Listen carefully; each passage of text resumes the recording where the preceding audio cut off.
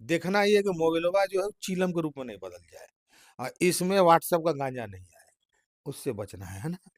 Mobile को कलम बना के अगर हम करेंगे, उसको औजार बना के उसका सदुपयोग करेंगे तो काम आएगा। अगर उसको हम चिलम बना लेंगे तो रोज गांजा तैयार है मार्केट में, डालिए रोड व्हाट्सएप में एक एक पुड़िया गांजा, एक पुड़िया गांजा। तो आपको तय करना है कि मोबाइल आपके दौर का औजार है, कलम है, या वो चिलम है। या मान लीजिए अभी आप दिमाग से नीतीश कुमार है, तेज तो अगर आप किताब पढ़ेंगे तो विवेकानंद, हर बात में युवा को इस तरह से टारगेट नहीं करना कि युवा आजकल बिगड़ गया, युवा गांजा पी रहा है। युवा गांजा नहीं पी पा रहा है, सब हमारे गांव का सब बूढ़ा भोरे उठ के गांजा खरीद लेता है, युवा को नहीं मिल रहा दिन भर। ये लोग कोरेक्स खोज रहा है, काहे की नशा नहीं मिल रहा युवा को, ताड़ी बूढ़ा खत्म कर दे रहा है, महुआ बुढ़वा पी जा रहा है, तब युवा कोरेक्स की तरफ चला गया। अगर यही गांव में बूढ़ा लोग मिल बांट के आपस में देसी दे देता है युवाओं को बिठा के, तो ये लोग नहीं जाता अंग्रेजी की तरफ। कुल मिला के मेरा कहना ही है, नशा तो नहीं करना चाहिए, मेरा कहना ही है कि हर बात के लिए युवा को नहीं दोषी दे रहे। ये बड़ा फैशनेबल क्वेश्चन है, आजकल का युवा बिगड़ गया, बुढ़वा नहीं बिगड़ा है। ईश्वर के दो मित्र हैं, एक जीवन, एक मृत्यु। अगर ये दोनों मित्र ईश्वर से बिछड़ जाए तो हम तो छोड़िए, ईश्वर अकेला हो जाएगा, खैनी लगाएगा फिर, कोई नहीं उसको पूछने वाला। एगो एगो मैगी मिलता है, आप चढ़िएगा हवाई जहाज में तो एयर होस्टेस आके मैगिया में पानी दे देगी, आपको समझावेगी कि उसको 3 मिनट के बाद खोलिएगा तो गल जाएगा। आदमी 30 सेकंड बाद उंगली डालने लगता है, साला पक गया होगा। 3 मिनट का पेशेंस। अगर इंटरनेट नहीं होता है तो पहले बोलता है कि पहले पहले बूढ़ा हो जाओ चूड़ा खा खा के, पहले तुलसीदास जी जितना उम्र हो कर लो पहले, उसके बाद तुम लिखना, फिर भक्ति करना। इंटरनेट है तो जो भाव आया मन में आया वो दुनिया को तुरंत पता चल गया। तो इंटरनेट आपकी प्रतिभा को, आपकी कौशल को, आपकी दक्षता को बहुत कम समय में दुनिया के सामने रख देता है। फिर उम्र किसी को भी पढ़िए, किताब पढ़िए, किताब पढ़िएगा तो सोचने का पैटर्न बदल जाएगा और जीवन में बहुत परिवर्तन आएगा। ये है कि पेशेंस रखो, पेशेंस रखो, पेशेंस रखो, इसी को जपते रहिए। पेशेंस रखो, सोचो, सोचेंगे तब जब रुकेंगे, और किताब पढ़िए। आज बोकारो रिपोर्ट्स की टीम आपकी मुलाकात कराने जा रही है डार्क हॉर्स, औघर और यार जादूगर जैसे बहुप्रसिद्ध किताबों के लेखक नीलोत्पल मृणाल जी से। नमस्कार, प्रणाम, जोहार। मैं कुमार शुभम, बोकारो रिपोर्ट्स में आप सभी का स्वागत करता हूँ जी। आपका भी बहुत बहुत स्वागत है। जोहार भाई शुभम, और जोहार आपके बोकारो रिपोर्ट्स देखने वाले दर्शक और श्रोताओं को भी। सबसे पहले नीलोत्पल जी, जो देख रहे हैं लोग, आज काफ़ी ज़्यादा आपको युवा भी फॉलो करते हैं, आप युवाओं पे किताब लिखते हैं, तो युवा जो हैं वो सबसे पहले आपकी जर्नी जानना चाहते हैं कि नीलोत्पल जी लेखक के रूप में अपने आप को कब से देखना शुरू किए? कुछ नहीं, जब आईएएस की तैयारी करने गए, फेसबुक आ गया था।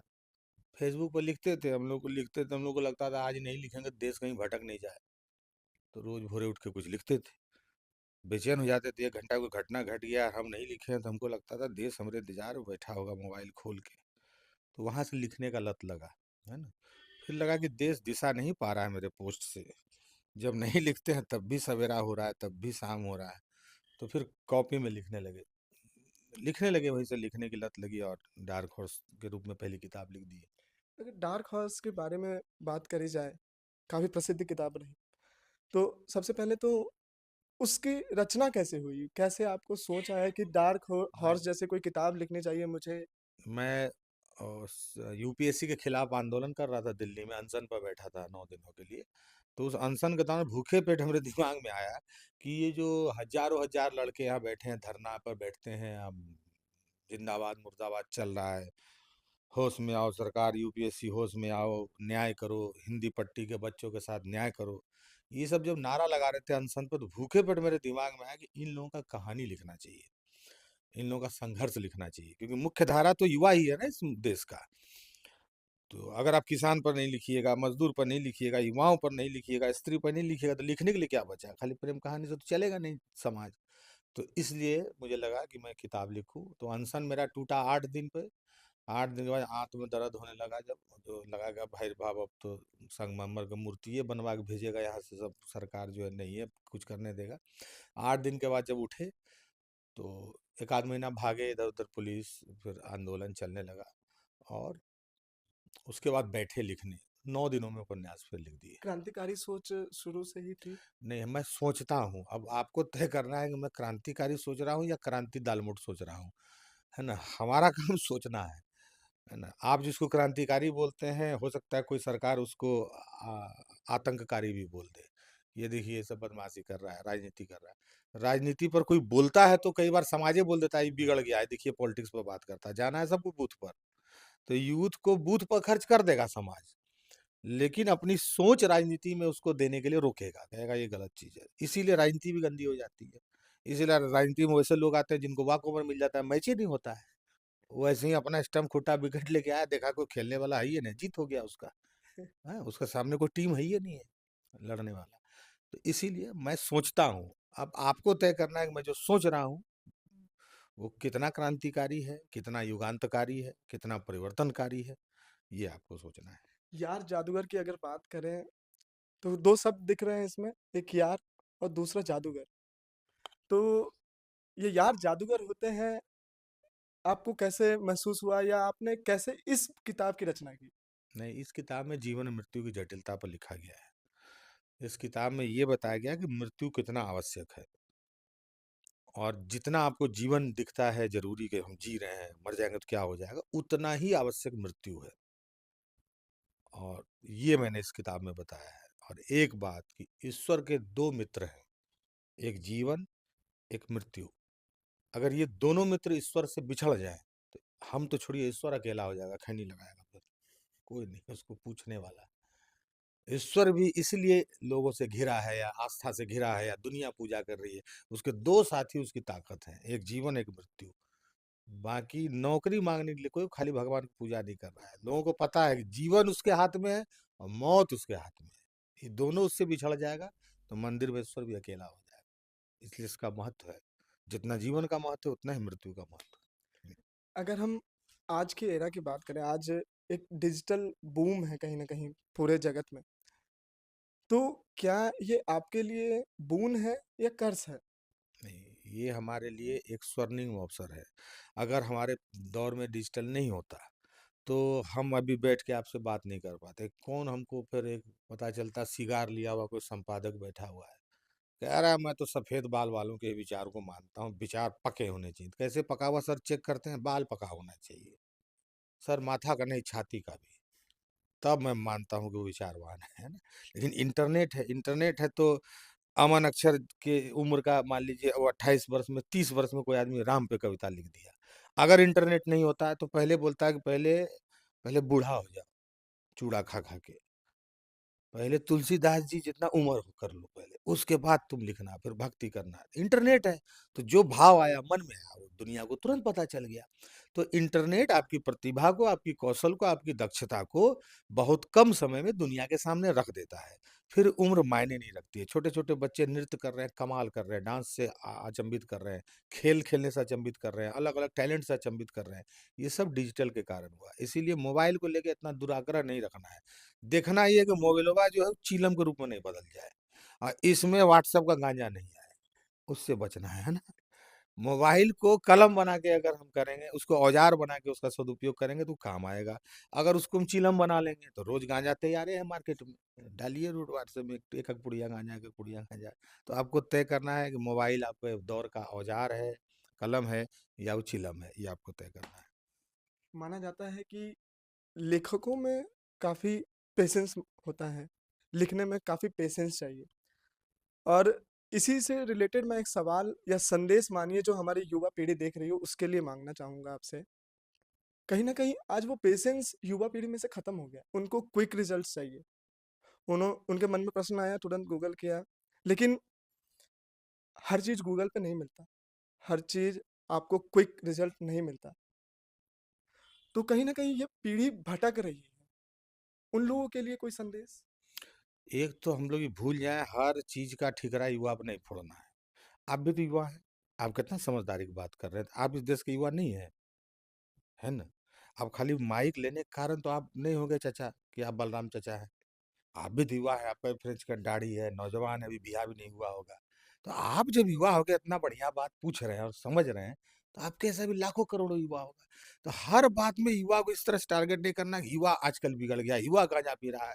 युवा गांजा नहीं पी पा रहा है, सब हमारे गांव का सब बूढ़ा भोरे उठ के गांजा खरीद लेता है, युवा को नहीं मिल रहा दिन भर। ये लोग कोरेक्स खोज रहा है, काहे कि नशा नहीं मिल रहा युवा को, ताड़ी बूढ़ा खत्म कर दे रहा है।